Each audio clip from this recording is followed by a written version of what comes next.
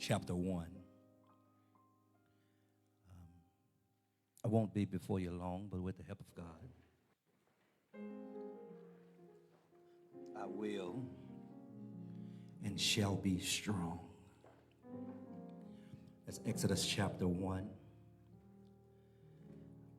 I know it have verse 7. I just looked at it. I'm going to start at verse 5. We'll catch back up to 7. I just looked at some things, and I want to go 2 verses up. Amen. Is that all right, y'all? So Exodus chapter 1, verse 5 through 14. So y'all can start at 7. Sorry, y'all. When you have it, say, I got it. If you don't have it, say, hold on, Rev, and I'll wait for you. This is a word on today that I believe we all are going through in our times right now. And we all are going through this, so we have to just grow through it. Exodus chapter 1, verses 5 through 14. Verse 5 read, all those who were descendants of Jacob were 70 persons, for Joseph was in Egypt already. And Joseph died, all his brothers, and all the generation. But verse 7 said, but the children of Israel were fruitful and increased abundantly, multiplied, and grew exceedingly mighty. And the land was filled with them. Now there arose a new king over Egypt who did not know Joseph. And he said to his people, look, the people of the children of Israel are more and mightier than we. Come, let us deal shrewdly with them, lest they might multiply. And it happened in the event of war that they also join our enemies and fight against us, and so go up out of the land. Therefore they set taskmasters over them to afflict them with their burdens, and they built a Pharaoh supply cities, Pithom and Ramesses. But the more they afflicted them, the more they multiplied and grew. And they were in dread of the children of Israel. So the Egyptians made the children of Israel serve with rigor.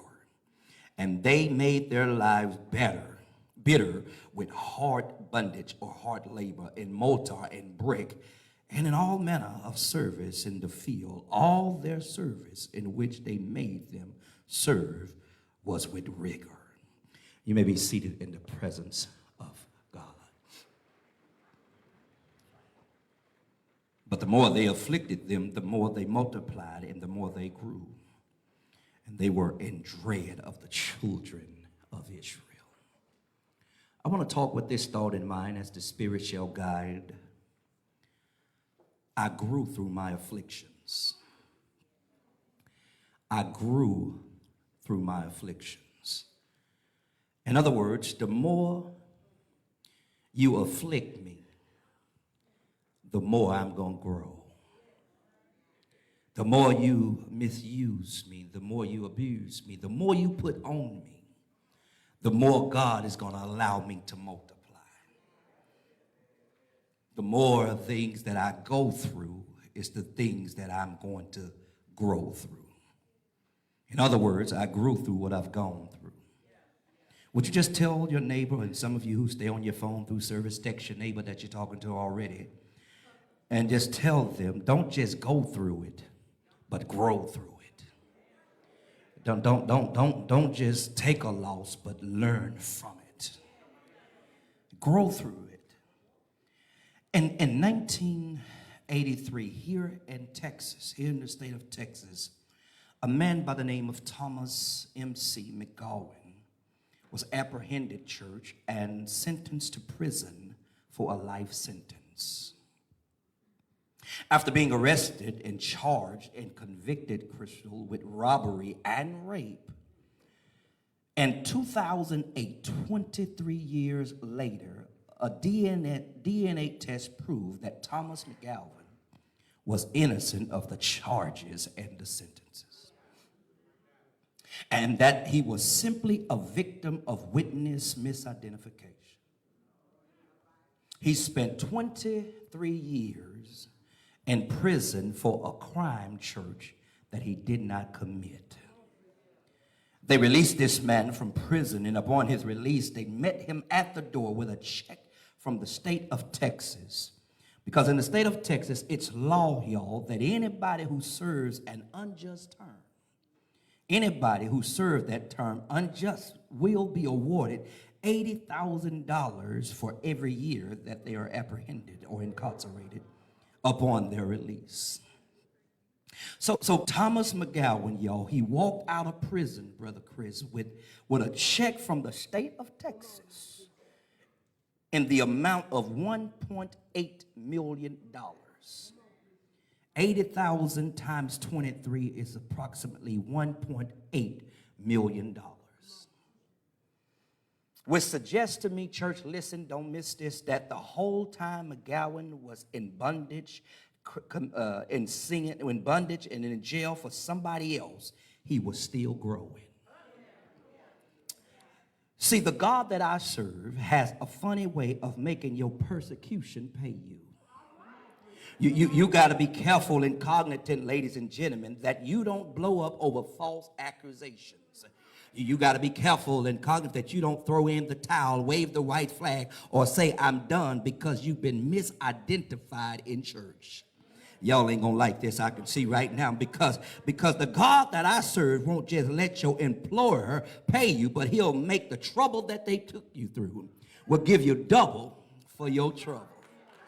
Because while McGowan was suffering, y'all, unjustly, he was growing at the same rate that he was suffering. See, God is not going to send you through anything just so you can go through it, but he wants you to grow from the afflictions that you're going through. The text says, the more they afflicted the children of Israel, the more they grew. Bethany, the more they afflict us, the more they talk about us, the more people going to walk through the door. The more they misuse us, the more they say what we was or what we were, the more God going to show them who we are right now. So the more they afflict us, the more we're going to grow. Listen. See, it doesn't matter, ladies and gentlemen, what the circumstances are.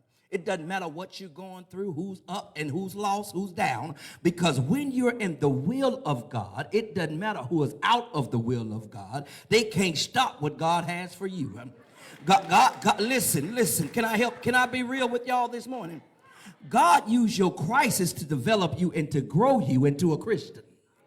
God, y'all, I told you, such as, can I get to the text?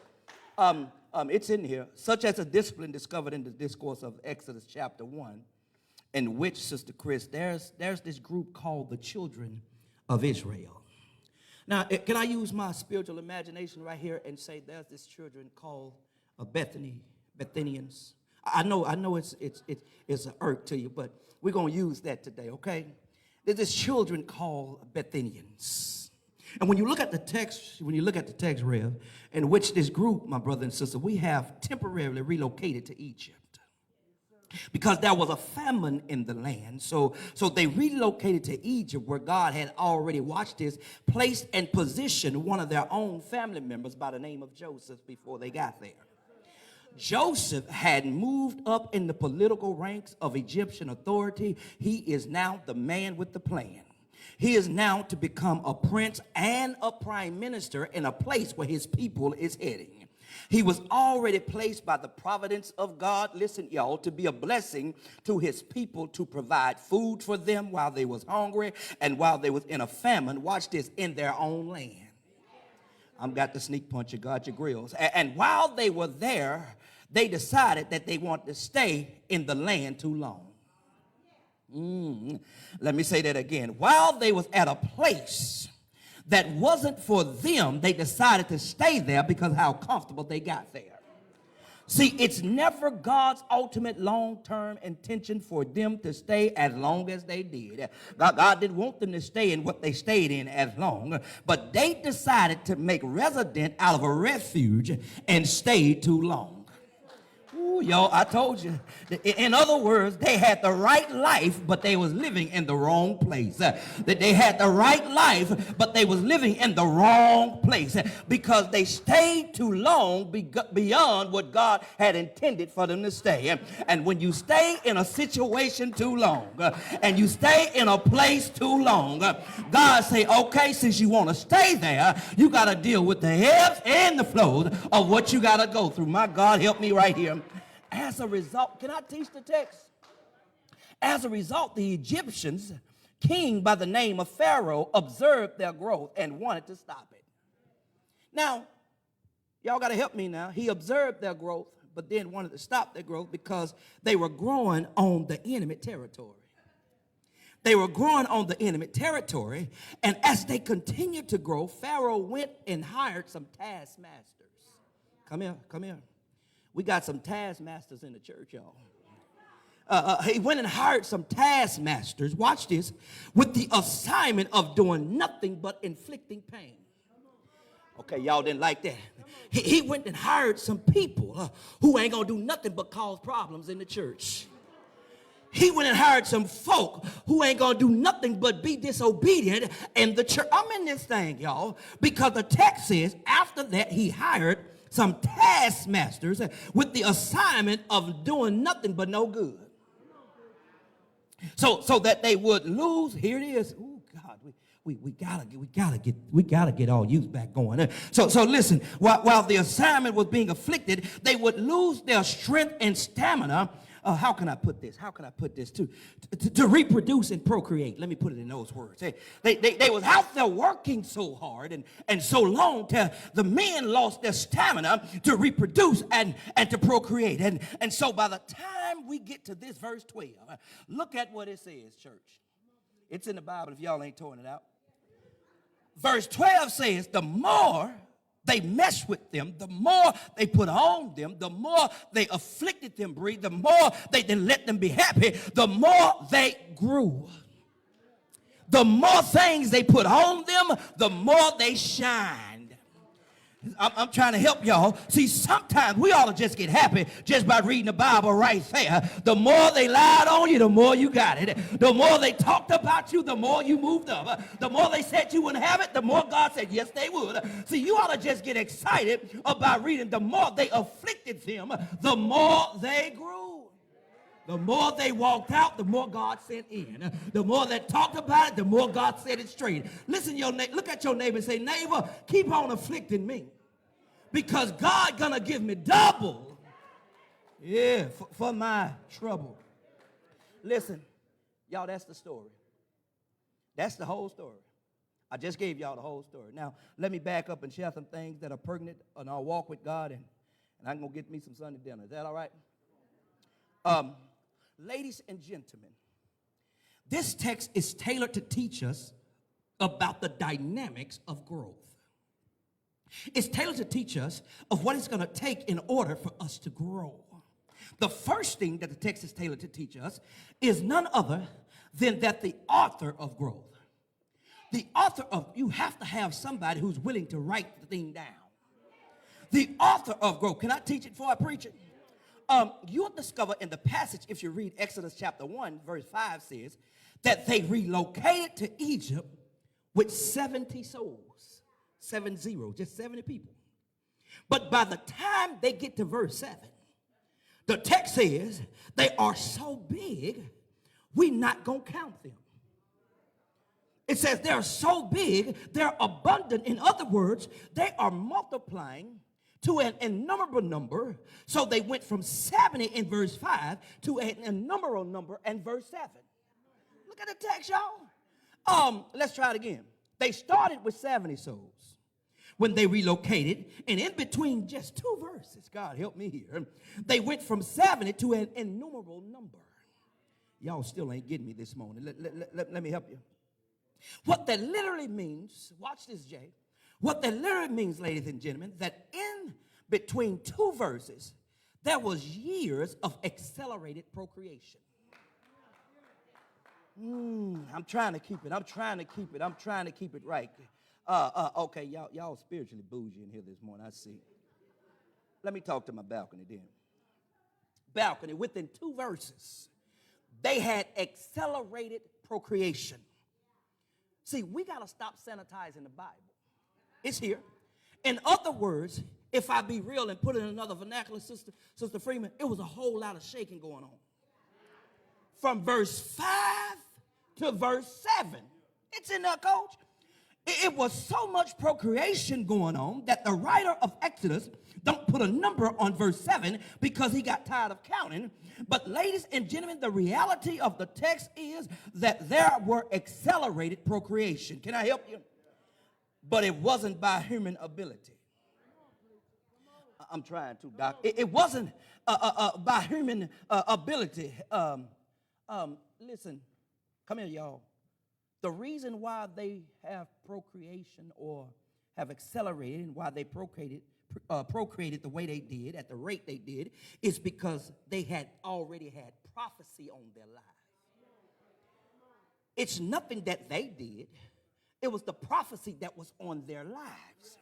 I'm in the text.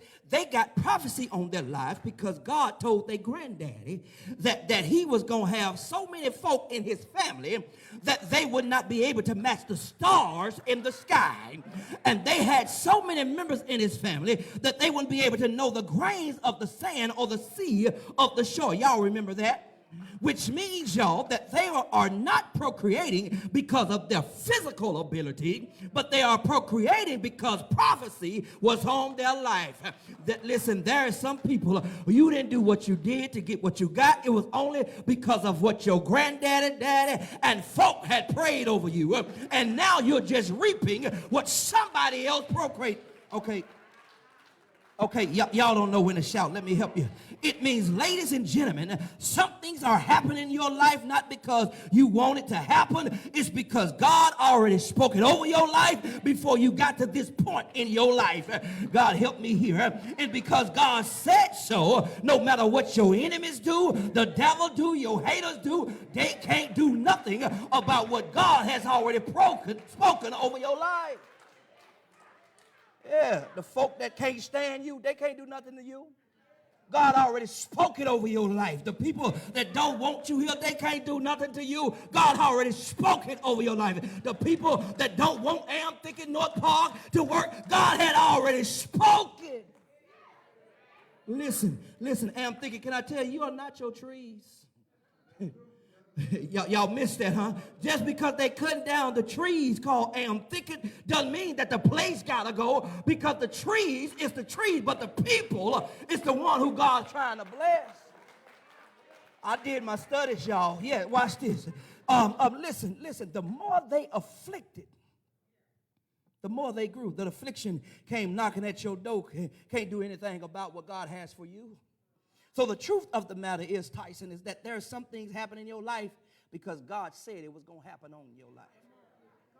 God help me. There's some people mad at you because God already ordained a time for you to be better than them. There's some people can't stand you. It's because God has already set a time for them to just be mad at you. So here's what that means, y'all. It means I'm growing because God already ordained me to grow.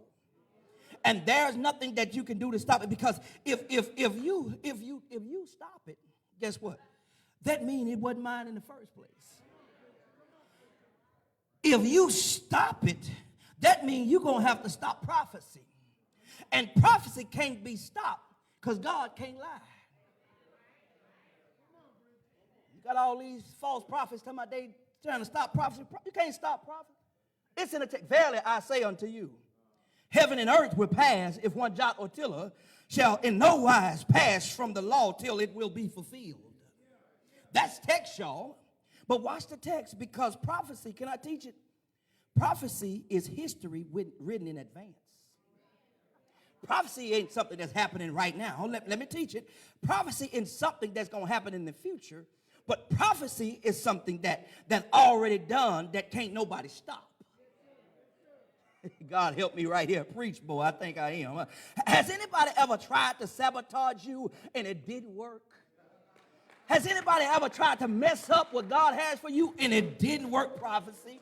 Has anybody that just tried to do some things in your life and you said, listen, I know God told me to do this? Has anybody tried to set a pit for you and you didn't fall in it, but they end up falling in that pit and it didn't work? Has anybody tried to set a trap for you, but it didn't work? It didn't work because you was good or bad. No, that ain't why it didn't work. It didn't work because God has already placed prophecy on your life.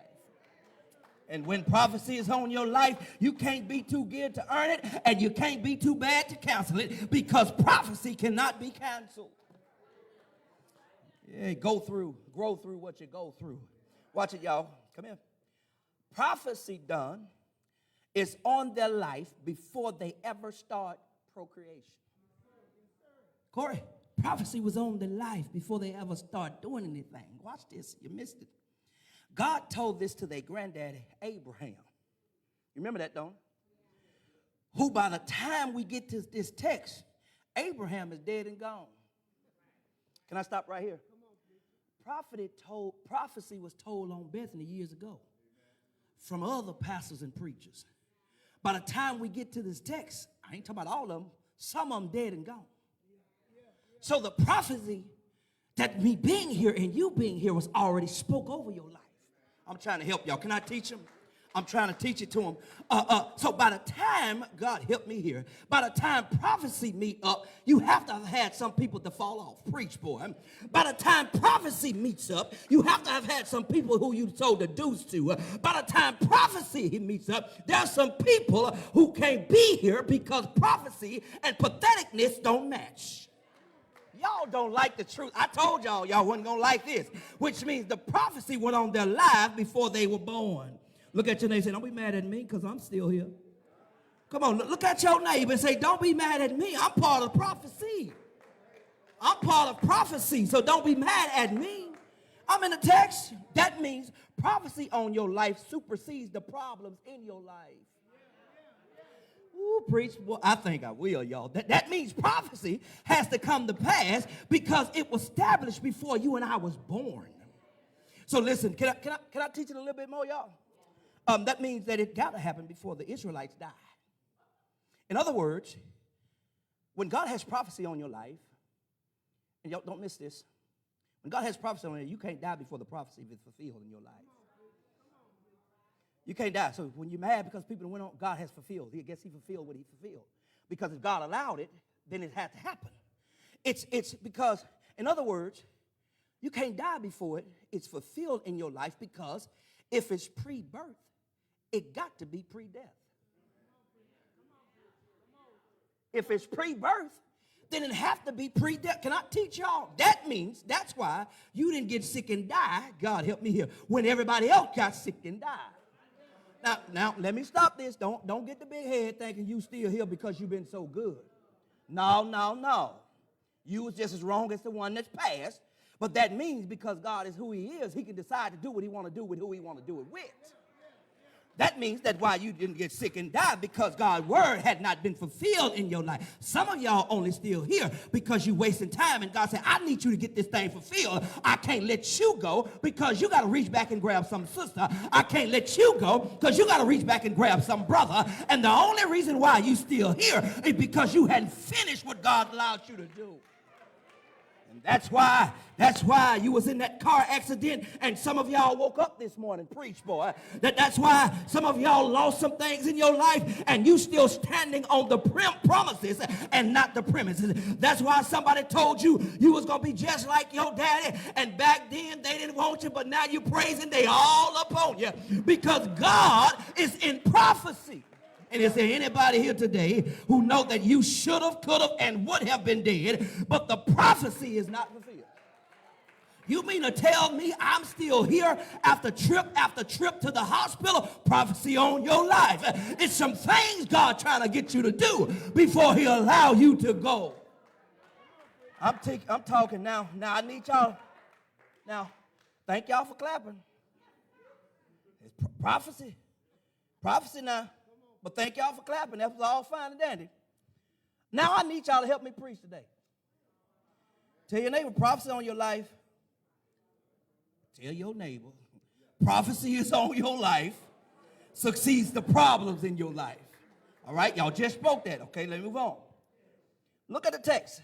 They are growing not because of their romance or not because of their performance, but they are growing because of solving prophecy. Watch this. Y'all make me work hard this morning. I thought y'all knew we didn't get happy. Q, watch this. Let me see when they help me right here. The text also is tailored to teach us not just about the author of growth, but the text is tailored to teach us that when we start growing, you're going to have to deal with some tax on your growth. When you start growing and start sowing like we're supposed to grow and sow, we're going to receive some attacks on our life. It's in the text. Watch this. You're going to receive some tax on your growth. I'm in here. The text says that when they start growing, they had to deal with a Pharaoh. Yeah. You miss me. When they start growing, Nicole, they had to deal with some folk that they ain't had to deal with at first. Pharaoh weren't messing with them before they started growing.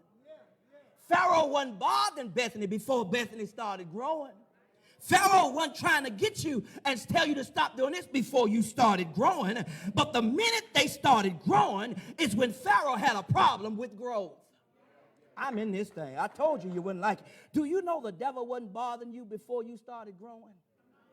Tell me, the devil wasn't bothering you before you decided to do what God has called you to do. The devil wasn't bothering us before we decided to say, look, I'm going to act right this time. At least this time. But the second you started growing up, here comes an attack. Do you know why? You know why? Here it is. Because dogs don't bark at parked cars. Ooh. Dog don't bark here. When you walk your dog, those of you who have them, when you walk your dog, that dog ain't going to bark at that car that park. But the car that's on the move making noise irritates the dog. And this means the dog will get upset because of the movement that's going on and begin to bark. Come here, I got you. So if the devil ain't never attacking you, it's because you ain't doing nothing that irritates the devil. Preach, boy. But for the folk of the rest of us around here, if the devil and the hounds of hell is on your tail, it's because you've been on the move making some noise for the Lord and you're irritating the devil, and that's why the devil is on you. But if you always saying I'm blessed and highly favored, it's only because you ain't making no moves. I'm in this text. Tell your neighbor, if you under attack, consider it a compliment that you getting attention from the devil, because the devil doesn't always show that you're doing something wrong. Sometimes the devil attack you because you're doing too much good. Sometimes he'll attack you because you're making noise for the Lord, and when you're on the move, you're going to get people against you. You're going to get people saying you can when you can't when God said you can. You're going to get some people that don't want to do it, but God said keep being on the move. Let me get back to the text. I said y'all wouldn't like it, and I can tell who ain't liking this. I can tell. Pharaoh don't have an issue with the church until the church started growing. I'm in this text. He wasn't bothering you until you start growing. He wasn't bothering them until they start going to Bible study regularly. He wasn't bothering them until they start coming to Sunday school. He wasn't bothering them until they started adding fasting and praying till they died. He wasn't bothering them until they started becoming faithful with their time, their talent, and putting in a true growth plan to grow. He wasn't bothering them until they started getting serious about the theological studies and stopped getting up on Sunday morning trying to perform in a pulpit. He wasn't bothering them until they got serious about it, until they started growing. See, the minute you start growing, expect a Pharaohs in your life. Doug, I'm in this text. Now let me give you the people, or should I say, let me give you the profile, Debbie, of your Pharaohs, so y'all know who you spot them when you see them. They might be sitting next to you. So, the profile of a Pharaoh, so y'all can know how to spot them jokers. When they show up, first of all, ladies and gentlemen, Pharaoh is not the name of a person. I'm trying to. I might get in trouble for this, but truth is truth. Pharaohs is the name of a title given to the king of Egypt. It's just a name, y'all. So we don't know his name, we just know his title. Y'all ain't gonna. Krista, you got me? We just know his you got me? Right. You got me, Freeman? Okay, now listen. I know my family got me. We just know his title, right? Because when you start growing, it aggravates his little position. Pharaoh is just a title. But when you start growing, it aggravates the title that aggravates the person with the title. I'm in this thing. And he'll become aggressive because your growth threatens his perdition and his power. God help me right here. We don't know his name. He has no name, but he has a title. I'm in this thing. But he's identified by the title, and he's threatened by the fact that your growth is coming to affect his position, because Pharaoh, listen, has no life outside of his position. Ooh, God help. Pharaoh has no life outside of the title that he has. That's why he can't run what he needs to run, because he's so commanded by his title. Because if he did, he wouldn't be threatened by the growth of the Israelites. You mean to tell me you're a king, but you worry about the growth of your slaves? I got to teach this thing. Do you know some folk like that? Right in the church? Do you know some folk like that? That they won't bother you until you begin to grow. They don't know you on the block in the neighborhood, but they know you so and so in the church. I came to preach this morning. They don't know, God help me here. They don't know that you in the church, but they know you're a hellraiser on the corner. I'm talking this text because you over this and you over that and over that many leaders of this, but don't nobody else know you besides of the people that go to the church. And y'all fight over your little position in the church, but don't know nobody outside of the church. I said it. I said I was going to get in trouble about this, because church is the only place. Can I teach it? Come on. Church is the only place that will give a title in a position that you're not legitimate called for. Church is the only place that I'll put you in a position, not because you're called, but because I want you there. I said it. Let me move on. Pharaohs. Look at your neighbor and say, that's a pharaoh. That's just a title. That's just a title. Don't get mad at me. I'm not talking about you. I'm just talking about your title, okay? That's just a title. How do you spot? How do you spot a pharaoh? Listen, it's in the text. The first way to spot a pharaoh is that a pharaoh is disrespectful, or should I say disrespectful to the history of the people. A pharaoh is disrespectful to the history of the people. I'm in the text because the text says that the new king did not know Joseph. He don't care what's going on, but the new king did not know Joseph. That's what it says, which means he's a king that comes in and has no sense of the previous accomplishments or the authorities before them and really could care less.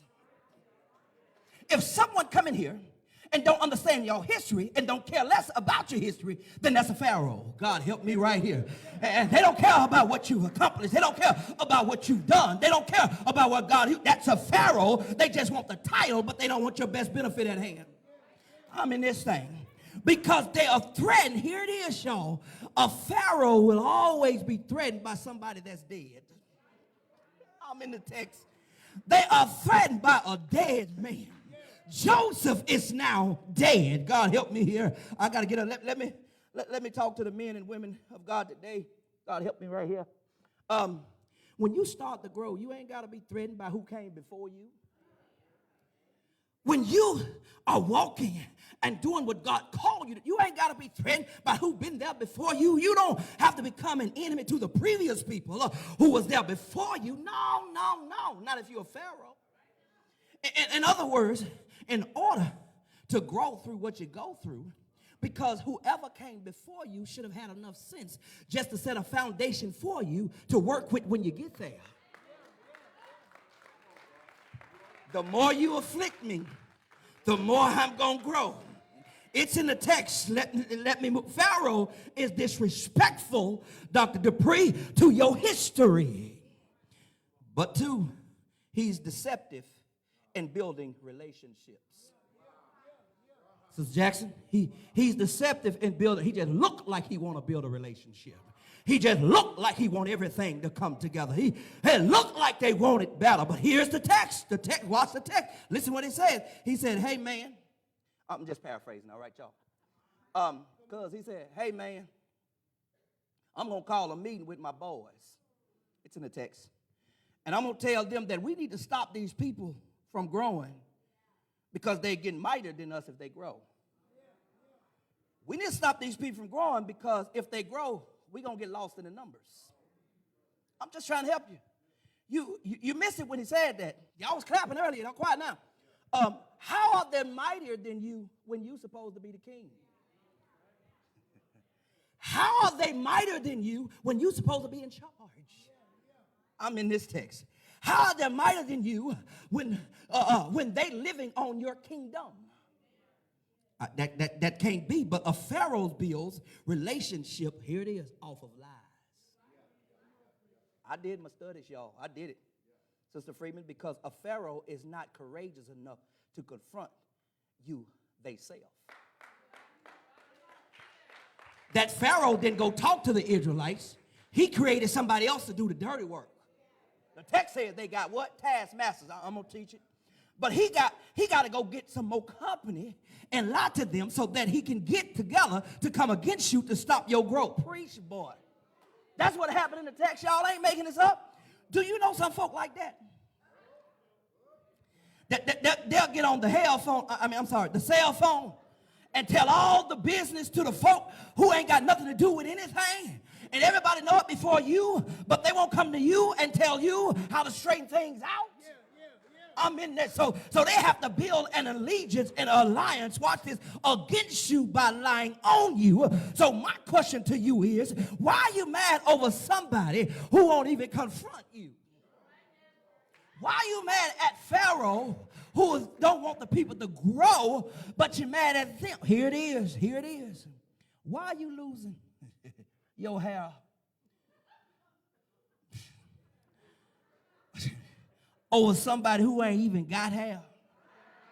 Over somebody who don't even have a house? Over somebody who don't even have a spouse? Why are you losing your hair over somebody who ain't even man enough to confront you, and he's a king? See, they will lie on you. It's in the text. The king lied on the people of Israel. He lied on them children. He lied on them to get other people to go against him.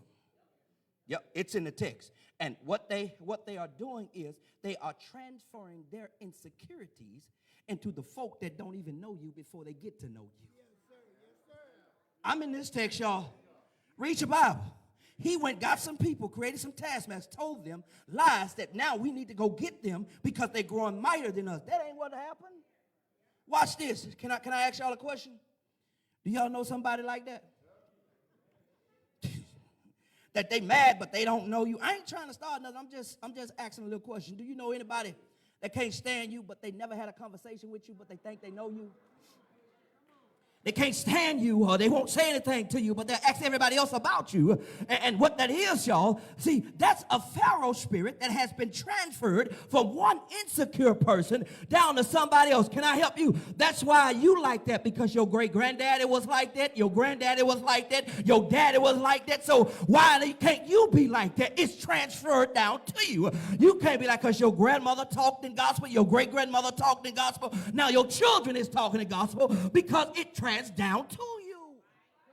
Oh, y'all didn't like this. Okay, we gotta go. We gotta go. Y'all, I probably picked the wrong sermon today. We gotta go. I probably picked the wrong sermon today, but listen, it's in the text. God gave it. A Pharaoh is disrespectful to history. A Pharaoh is disruptive and building relationships. But Jay Freeman, the third thing that the text teaches us is a Pharaoh is always double-minded. A Pharaoh would tell you one thing and do another. A Pharaoh would say, I support this, but won't be there when the supporting is need to be there. I'm talking about a Pharaoh is somebody who is double-minded. It's in the text. Y'all read it for yourself. Look at the text. He said, listen, we need to build an alliance against these people. Now, keep in mind that the reason for the meeting is that they're growing in the land. The meeting, Crystal, is they mad that they're growing in the land. That's the reason, y'all. But when he get in the meeting, church, he tells the people, we got to stop because they might form an alliance and get out the land. Now, you mean to tell me, first you're mad because I'm growing in your land, then you go get your boss and say you mad because I might get out your land. Which one is it? First you're mad because I'm here. Then you're mad that I'm not here. I'm in the text, y'all. He tells his people we got to stop them because they may form an alliance with our enemies to fight us and get out the land. God help me right here. Okay, Bethany, y'all went a little slow on me right there. It's been a while for me, y'all. So let me try this again, cuz. You called the meeting because I'm growing in your land. But when I get in the meeting, you tell your boys you mad because I'm trying to go out your land. So part of your argument is we got to stop them because they might hook up with the enemies and fight us and get out. So you mad at me over a might, not what I've done? You mad because what I might do, not what I haven't done? I'm in this thing, y'all. Let me just say it this way. When the meeting open up, you upset because I'm on your land, but with the meeting closing, you bothered because I'm getting out your land. Now, which one is it? Are you mad because I'm here, or are you mad because you want me gone? Which one is it? I'm in the text. So apparently, when you look at the text, it does not mean that I'm crazy because it's double-minded. But my growth is driving you crazy.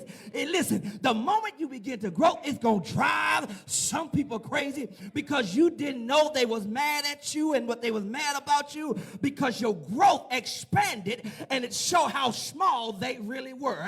The moment you begin to get up from the very people that held you down, they're going to get mad because as long as you down, it keeps them up. And the moment you get up, it shows how low they really are. So you're mad because I'm here, and you're mad because I could be gone. Not that I'm gone, but I could be gone. Well, I done stepped on too many. I see it. Lord help me. I got to go pray. Tell your neighbor, I'm going to drive the devil mad before he drives me mad. Thomas, I'm going to drive the devil mad before he drives me mad. Sister Chris, I'm going to drive that devil mad before he drives me mad. I'm going to drive him crazy. I'm going to make sure that even if they mad at me, I'm going to come to the same place, to the same church where they can't stand me because I'm growing in the name of the Lord. I'm going to make sure I'm going to be in every prayer meet. I'm going to be in the very place that they call my name and you can't stand it. I'm going to be right there because as long as I'm growing in the Lord, I'm going to stay right. Because before I let you drive the devil, before I let the devil drive me crazy, I'm going to drive him crazy. The text teaches us, I got to get out of here now, about the authority of growth. It also teaches us about, and that the authority is God. And the authority of God is met by a tax on your growth. When you start growing, some people are going to start hating on you, which is spanned by Satan, or should I say, it's driven or spawned by Satan, by the spirit of a Pharaoh. I'm in the text because the text lets us know that everybody that has a title is not beneficial for the people. The text says that Pharaoh called some people together and said, we got to go get some people together to make the men or the people down. So we got to start an attack. Here it is. Here's the close of the text, and I'm done. We're going to get together to form an alliance. The alliance was birthed out of their growth to stop their growth. And what we're going to do is we're going to hire some taskmasters. We're going to hire some folk that do nothing but raise hell in the church. We're going to have some folk that don't want it, but they still going to need it. God help me here.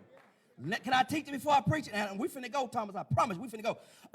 Taskmasters, y'all, were people who were hired to make the men of Israel tired. That's why we got to get our youth back right. They was making them tired, coach, by increasing their burdens, God, so that when they get done working, they don't have the strength or the spirit to go home and procreate. They don't have the strength of the spirit to hook up with mama. God, help me here. I don't know why y'all don't want to see the text for what it really is, but let me try it again. Here's the plan. Go hire some bosses and some people in places that would increase their workload. Go hire some people in places that will make them think about nothing but work, about nothing but burdens, about nothing but problems, so that by the time they get back home, because the text lets us know it starts at home. If there's hell in the church, it's because you got hell at your. If y'all ain't feeling me here. If you bringing your problem to the church, they first started at your house. So if he can keep much hell in your house, I ain't mad that you're bringing it to the church, because what's at your house, it starts at home first. I bet you y'all, if he mad at you, I can see it when he get to church. If she mad at you, I can see it before you get out the car, because it started at home. Brothers, y'all with me? I thought you was. Because here it is. Here's the plan. Go hire some taskmasters, some bosses to increase their workload, so by the time they get home, they won't have the spirit or have the sense enough to do it. See, we've been taught, and I have too, y'all, but we've been taught that idleness is the devil's workshop. May be true. But according to this text, busyness is the devil's workshop as well. I ain't telling nobody to quit their job, but I'm telling somebody to know they home first. You can go try to chase all that money all you want, but your home's still going down. Because, in other words, you got to realize when the devil got you too busy to produce what God has told you to produce that. And God's work to somebody here today is that before, I'm going to say this year, I ain't going to give y'all two right real close. This year is over. You're going to have to live with upsetting some people and tell some people no. This year, you're going to have to tell some people, no, I can't, because I got stuff I got to do at home, because they're trying to get you on their agenda so you will never do what God has called you to do. I'm trying to come here. So some people, you just got to tell them, no, shoot the deuce, I can't. Not today. Not today. I got to live with them being mad with me. No. I got to live with them dogging me. No. I got to work with them being racist. No. I got to continue to pastor, not preach, but pastor when they don't preach with me. No. I'm in the text, y'all. Because sometimes the enemy will get you so busy on other folks' agenda that you're not growing nor producing in the very place that God called you to produce and grow. Well, okay, we out. The text says the more they afflicted them, the more the plan backfired. That's what it said, right? The more the plan backfired, they came together to make them tired. But apparently that didn't work, because the more they afflicted me, the more work they put on me, the more burdens they put on the people of Israel, everything they did to the text says the more they grew. Which means, ladies and gentlemen, is that persecution and prophecy looks the same. PreachRob.com. If your persecution and your prophecy don't look the same, then something's wrong. Because when the text started, they grew off of prophecy. But by the end of the text, they grew off of persecution. God help me here. Which means that when I'm in the will of God, prophecy and persecution will come out the same way. No matter what they do to you and how they try to persecute you, if prophecy on your life, then it's going to come out for you, because what you meant for evil, God turned it around and meant it for my good. Yeah. Okay, y'all check this out. I'm a grown man. This is my 30th year of preaching, over a decade and so of pastoring, but in all of the responsibilities, I still go see my Marvel comics. I told y'all this before, I'm gonna say it again. I go see my Marvel comics. Don't y'all judge me now. Sister Easy, some of them still shouting Wakanda forever. Bless his soul. But every comic movie that come out, D-Rob, not Pastor Rob, D-Rob, Sister Freeman, going to see it. I'm going to see it, Jay. Batman, I went saw it. Superman, saw it. Spider-Man, Fantastic Four, the Hulk, X-Men, it don't matter, I'm there. Because that's what I like. But look at each person. Batman is simply about a fella who became a vigilante because his parents got killed coming out of a movie theater one night. Superman is about a fella whose father sent him from another place to earth because his hometown, Krypton, was being destroyed. Spider-Man is about a boy who was in a science lab and was bitten by a rare spider, and it gave him superhuman strength. Fantastic Four, about 4 little teenagers who went off in space and got into a cosmic storm and came back to Earth with the power they didn't have, and they had not grown through it until they went through the storm. Hulk was a man who, by birth, his daddy was injecting him with some things that would make him stronger, but he couldn't get it until he got mad and learned his true power. So since y'all acting bougie tonight, all I'm trying to tell you is that heroes are birthed out of some tragedies. And is there anybody in here today who understand that you got to go through some tragedies in order for God to use you? That every time you go through something, God is about to give you a higher power. Y'all ain't feeling me. Every time you go through something, God is about to give you a different elevation. Every time you go through something, God is about to make you out of something. High five your neighbor and tell your neighbor, I got to grow through what I go through. My afflictions is for my God. Come here, Romans, and we know that all things will work together for the good of them who love the Lord. Won't he do it? Won't he make your prophecy and your persecution be out for your best? Grab your neighbor and high five him and say, neighbor, if you want to go through something, if you want to beat something, you got to go through it. No pain, no gain. Is there anybody in here who can help me close this sermon? They marched my Savior. They put pain in his hand. They marched him up a hill, some called Calvary and some called Golgotha. They put thorns on his head. That was pain. They riveted his feet. That was pain. They pierced him in his side. That was pain. But I thank God that when they laid him down all day Friday, he stayed right there. Saturday morning, he stayed right there. Saturday afternoon, he stayed right there. Midnight Saturday, he was still right there.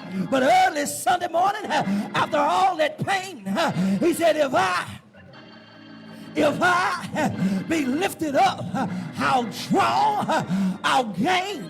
We ain't baby kids, but we God's children. The more affliction, the more problems, the more burdens, we just gonna multiply. Won't he do it? Somebody say yeah. One for the Father, one for the Son. Talk about me, I'm still gonna grow. Misuse me, I'm still gonna grow. Leave me, I'm still gonna grow, because when God is in it, listen, I'm through. I gotta get y'all out here. We through. Listen, there are some things that we gotta understand. You have to grow through your affliction. In this day, you will have much trials and tribulations. But the problem is, church, we gotta know how to spot a Pharaoh. We gotta know how to spot a title versus a position. We gotta know how to spot who God has put in place. I love tradition. I do. I stand on tradition. But sometimes transition won't happen until a Pharaoh matches the title. And what I mean by that is, God would never transition us or reposition us to where we need to be by not allowing God to come in and change some things. I don't mean change Bethany as a whole. I'm talking about personal problems, personal proclivities. You do know this building is not the church.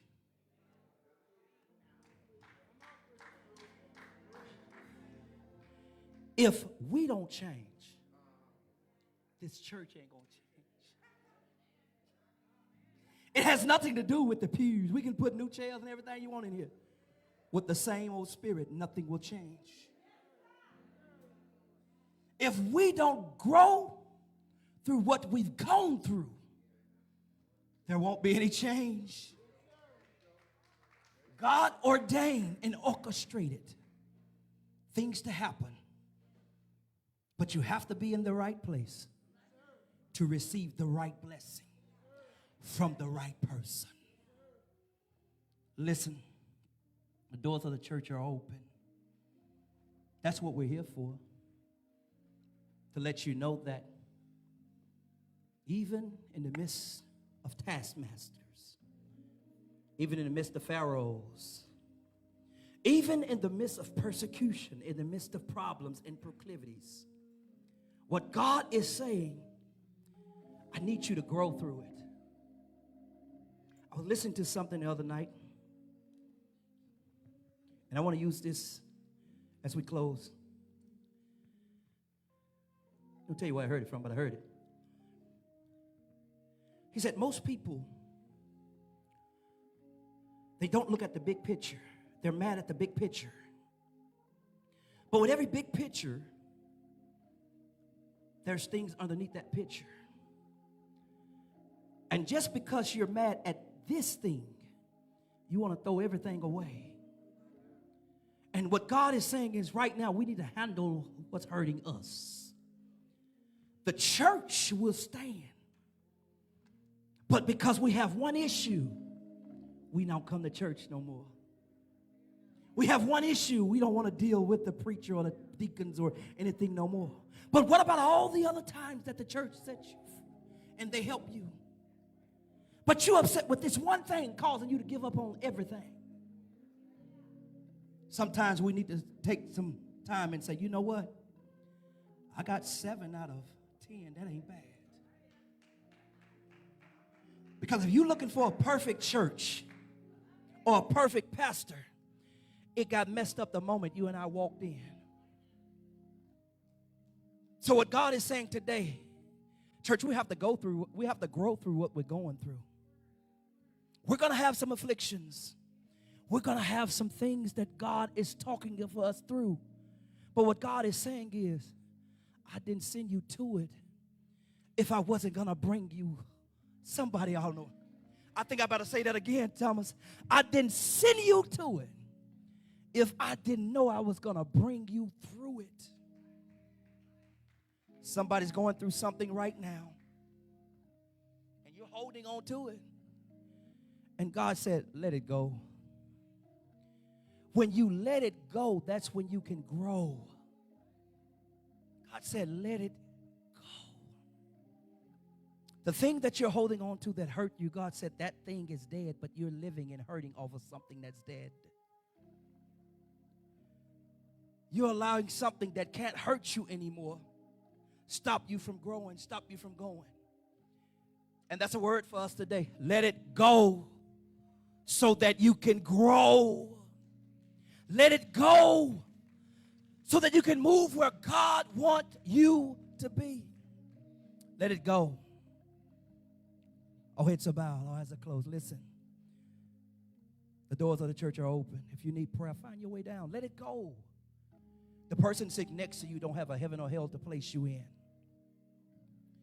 The person that's talking about you don't have a heaven or hell to place you in.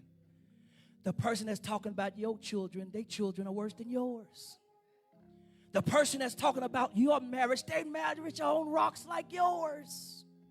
Let it go and give it to somebody who can handle it. It's never about the situation at hand, but whose hand to place your situation in. Stop putting your situation in other folks' hands and place it in the hand of God. And watch God do it. Watch He bring you out of it. Our heads are bowed, our eyes are closed. I'm trying to get somebody some chains broken right now. There's someone who in this place who have lost a loved one.